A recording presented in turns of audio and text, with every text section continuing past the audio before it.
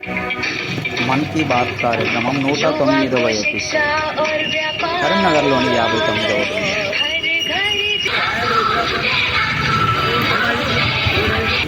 गणतंत्र दिवस बहुत धूमधाम से मनाया है। इस साल हमारे 77 वर्ष हो रहे हैं। हमारे लोकतंत्र के ये पर्व मदर ऑफ डेमोक्रेसी के रूप में भारत को और सशक्त बनाते हैं। भारत का संविधान इतने गहन मंथन के बाद बना है कि उसे जीवन दस्तावेज कहा जाता है। इसी संविधान की मूल प्रति के तीसरे अध्याय में भारत के नागरिकों के मूलभूत अधिकारों का वर्णन किया गया है और ये बहुत दिलचस्प है कि तीसरे अध्याय के प्रारंभ में हमारे संविधान निर्माताओं ने भगवान राम, माता सीता और लक्ष्मण जी के चित्रों को स्थान दिया था। प्रभु राम का शासन हमारे संविधान निर्माताओं के लिए भी प्रेरणा का स्रोत था और इसलिए 22 जनवरी को अयोध्या में मैंने देव से देश की बात की थी, राम से राष्ट्र की बात की थी। साथियों, अयोध्या में प्राण प्रतिष्ठा के अवसर ने देश के करोड़ों लोगों को मानो एक सूत्र में बांध दिया है। सबकी भावना एक, सबकी भक्ति एक, सबकी बातों में राम, सबके हृदय में राम। देश के अनेकों लोगों ने इस दौरान राम भजन गाकर उन्हें श्री राम के चरणों में समर्पित किया। 22 जनवरी की शाम को पूरे देश ने राम ज्योति जलाई, दिवाली मनाई। इस दौरान देश ने सामूहिकता की शक्ति देखी, जो विकसित भारत के हमारे संकल्पों का भी बहुत बड़ा आधार है। मैंने देश के लोगों से आग्रह किया था कि मकर संक्रांति से 22 जनवरी तक स्वच्छता का अभियान चलाया जाए। मुझे अच्छा लगा कि लाखों लोगों ने श्रद्धा भाव से जुड़कर अपने कुछ दिन पहले ही अर्जुन अवार्ड समारोह को भी देखा होगा। इसमें राष्ट्रपति भवन में देश के कई होनहार खिलाड़ियों और एथलीटों को सम्मानित किया गया है। यहाँ भी जिस एक बात ने लोगों का खूब ध्यान खींचा वो थी अर्जुन पुरस्कार पाने वाली बेटियां और उनकी लाइफ जर्नीज। इस बार 13 विमेन एथलीट्स को अर्जुन अवार्ड से सम्मानित किया गया है। इन विमेन एथलीट्स ने अनेकों बड़े टूर्नामेंटों में हिस्सा लिया और भारत का परचम लहराया।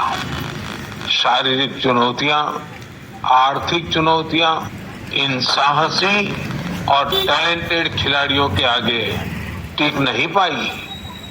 बदलते हुए भारत में हर क्षेत्र में हमारी बेटियां, देश की महिलाएं कमाल करके दिखा रही है। एक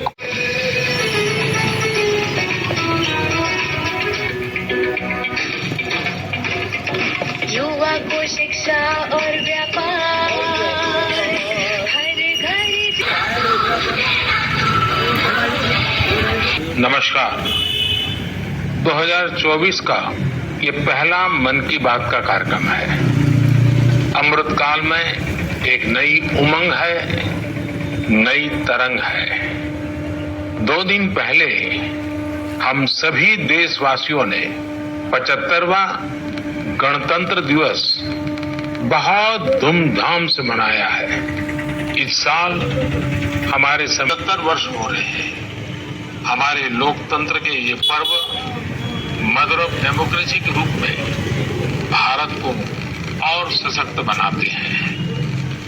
भारत का संविधान इतने गहन मंथन के बाद बना है कि उसे जीवन दस्तावेज कहा जाता है। इसी संविधान की मूल प्रति के तीसरे अध्याय में भारत के नागरिकों के मूलभूत अधिकारों का वर्णन किया गया है और ये बहुत दिलचस्प है कि तीसरे अध्याय के प्रारंभ में हमारे संविधान निर्माताओं ने भगवान राम, माता सीता और लक्ष्मण जी के चित्रों को स्थान दिया था। प्रभु राम का शासन हमारे संविधान निर्माताओं के लिए भी प्रेरणा का स्रोत था और इसलिए 22 जनवरी को अयोध्या में मैंने देव से देश की बात की थी, राम से राष्ट्र की बात की थी।